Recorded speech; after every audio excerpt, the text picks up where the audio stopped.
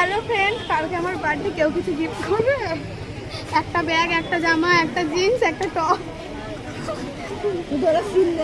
কাল আমার বান্ধবীর জন্মদিন, তাই দুজন মিলে চলে গিয়েছিলাম কিছু কেনাকাটা করতে। দুজন মিলে অনেক শপিং করেছি আর খুব আনন্দ করেছি। আমরা গিয়েছিলাম শ্রীরামপুরে। আমি যেহেতু জন্মদিনের দিনকেই চলে যাব, ওরকম মনটা খারাপ। আমরা ভেবেছিলাম তো দীঘা যাব, কিন্তু দীঘা তো শেষমেশ আমাদের যাওয়া হলো না। তাই কি করব, এইটুকুই সময় কাটাচ্ছি দুজন মিলে।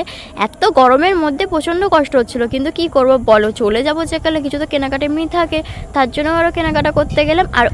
আর শুভ জন্মদিন সায়নিকা, খুব খুব ভালো থাকিস, এইভাবেই সারা জীবন পাশে থাকিস বান্ধবী হিসেবে, এইটুকুই চাই। যাই হোক, ওকে কিন্তু সবাই একটু শুভেচ্ছা জানিও ও জন্মদিনে। ও কিন্তু খুব মজা করছিল, জন্মদিনটা নিয়ে খুব একটু হ্যাপি রয়েছে।